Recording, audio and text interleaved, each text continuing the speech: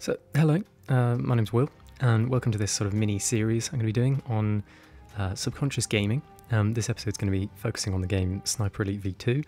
Some of the things I'm going to cover are the ways in which the game sort of rewrites history, tackles ideological justification, war sim, and sort of politics. So yeah, I'm getting started here. I'm just loading into the final mission in the game, which you can just watch in the background. So Sniper Elite V2 is set in a real-life factual setting, sort of representing the end of the Second World War and the initiation of the Cold War. So there's this immediate aim for realism.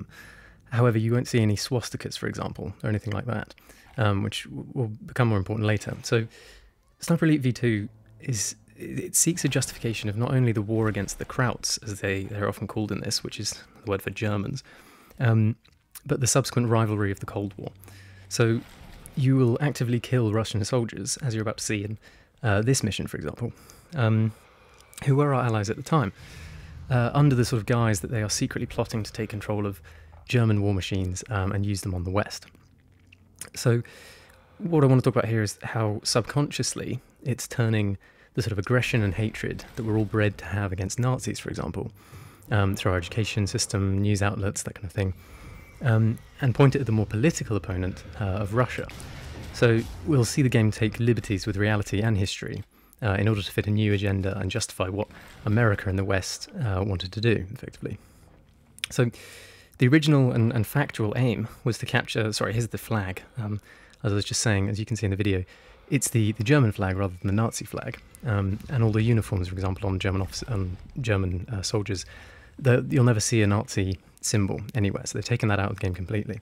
But I'll touch on that later. So something we're also going to see beginning here is the divergence between the narrative and the gameplay. They're sort of at odds with each other. So we'll come back to that.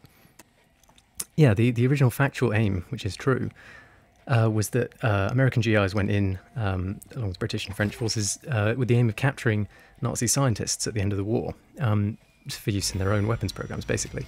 But failing that, kill them to stop them falling into Russian hands and helping the Reds in the subsequent Cold War. So this is true. This is a real story. This is what happened, and this is where the game chooses its sort of narrative beginning. And I'm not here to defend Stalin or the USSR in any form, and arguably, the USSR perpetuated a more inhumane regime than the Nazis did.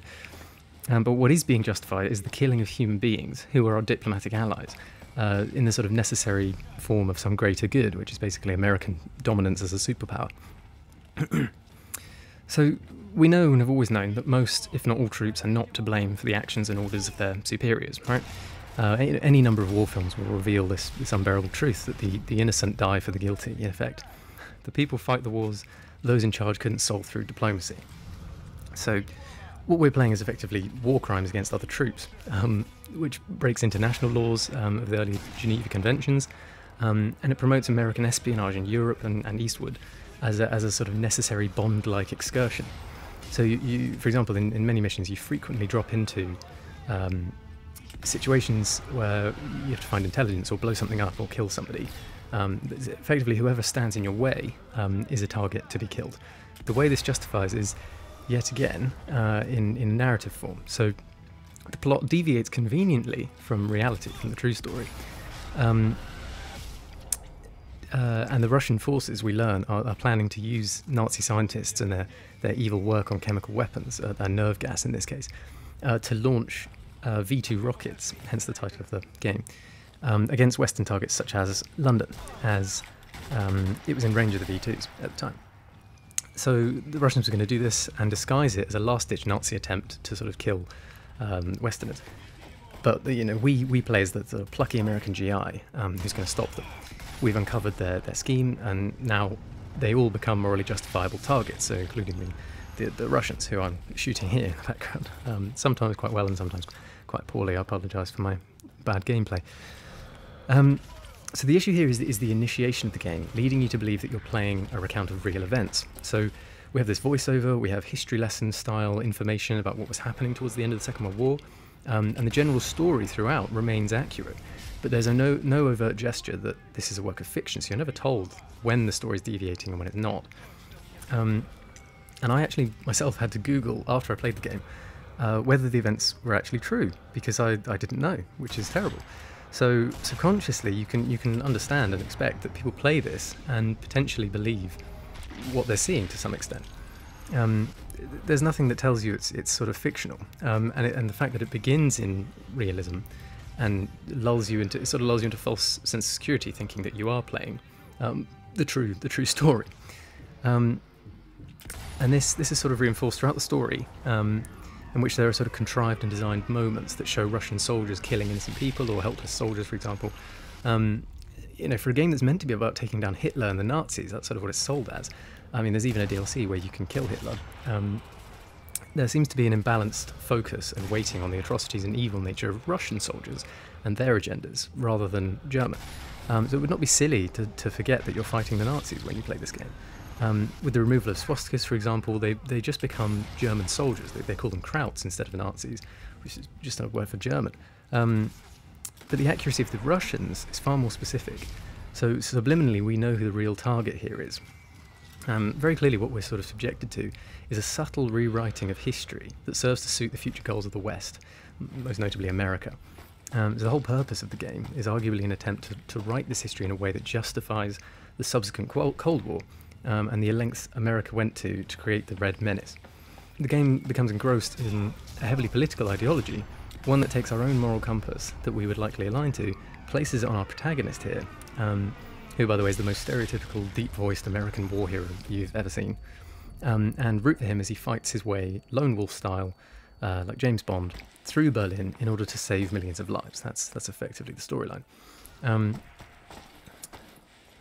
But underneath all of that, we're really being told how to view not only Russians, but the ideology that they represent.